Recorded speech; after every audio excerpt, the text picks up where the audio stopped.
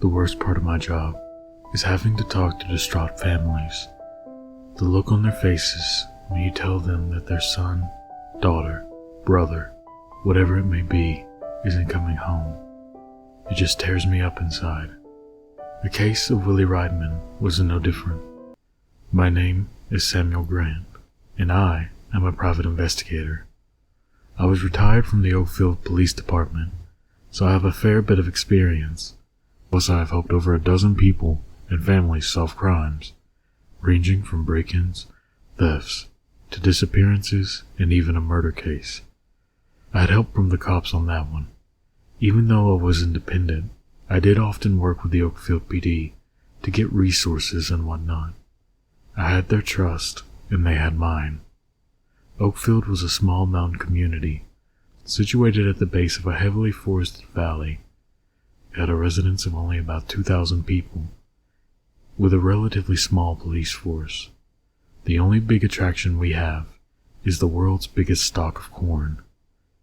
Anyway, the parents of Willie Reitman, Will and Sasha, came to me after apparently being disappointed by the police force's lackluster response. I promised them that I would do the best I could. I felt personally responsible for finding the missing girl. Anyway, I started with the description of the child, the place they last saw her, and the contacts of family and friends. It was a long, hard search. Walking alone in the forest outside of town is eerie. The trees tower over you. It makes your skin crawl. Every noise around you makes you jump 6 feet in the air. I had a dog with me, a big Belgian shepherd.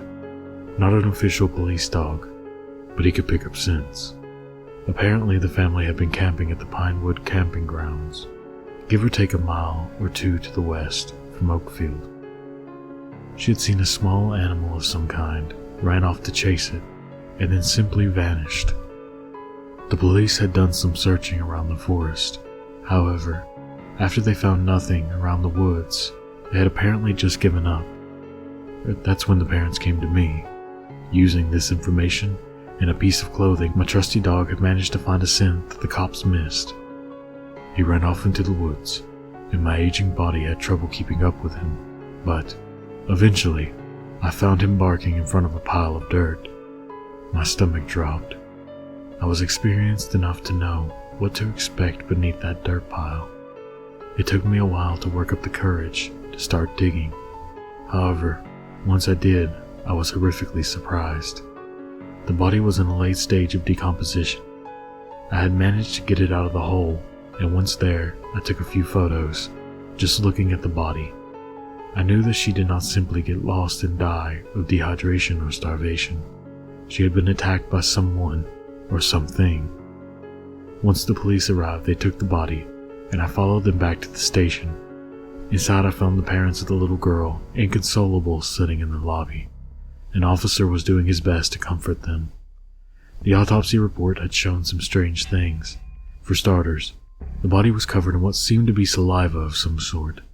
At first, I suspected it could have belonged to a bear or some other large animal. Testing quickly ruled that out.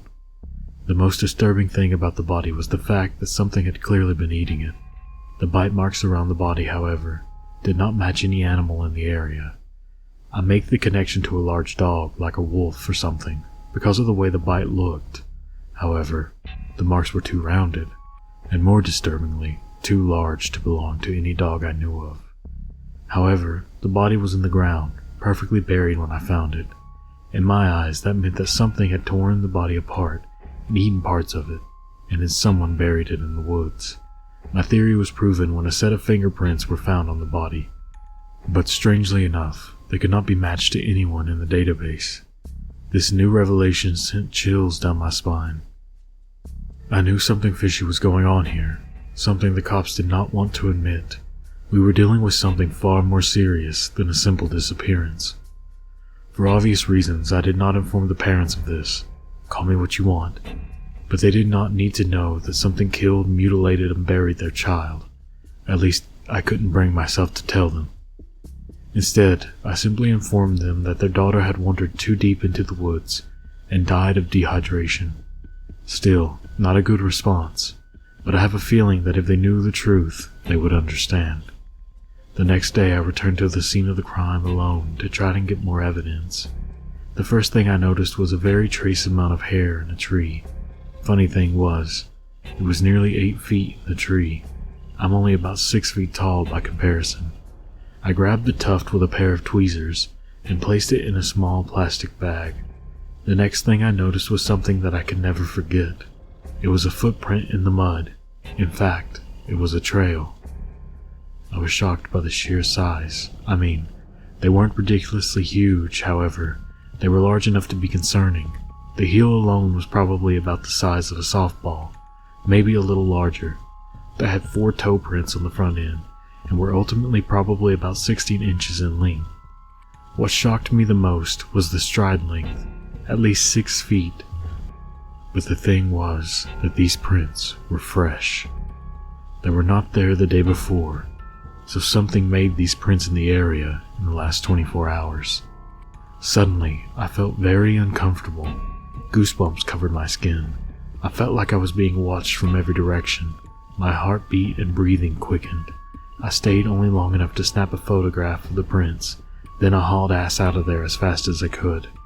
My black car rolled into my driveway at about midnight on Tuesday, or I guess it would be Wednesday morning. Sleepily, I shuffled out of my car and into the cool, crisp night air.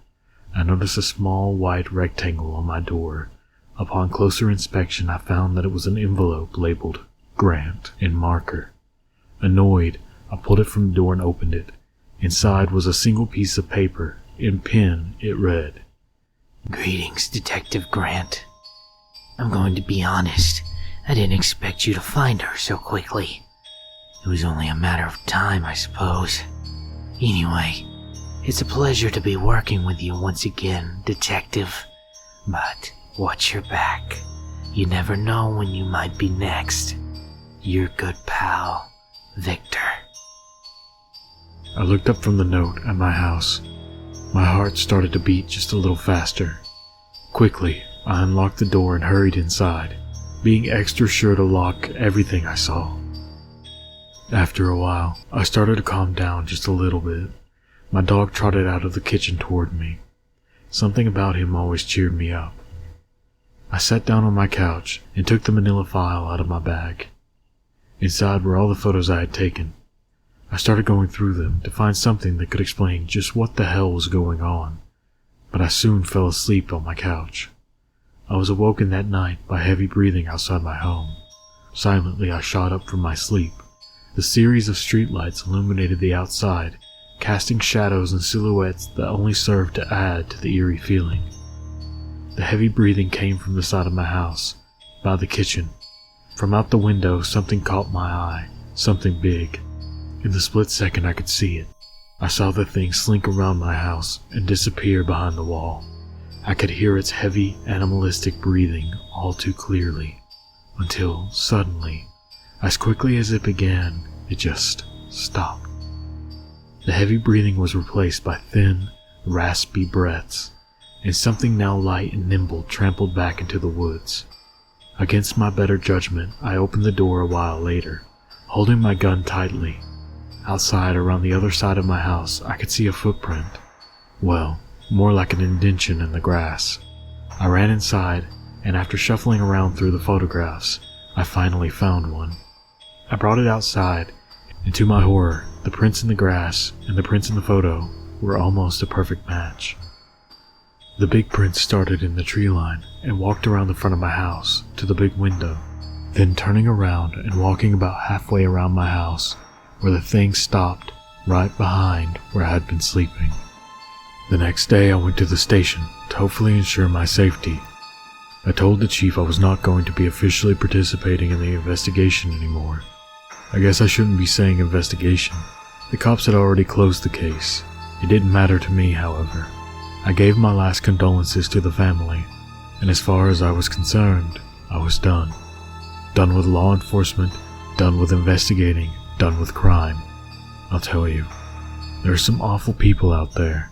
I'm still not sure what happened to Willie Reitman, and I probably will never know. And I, honestly, am just fine with that.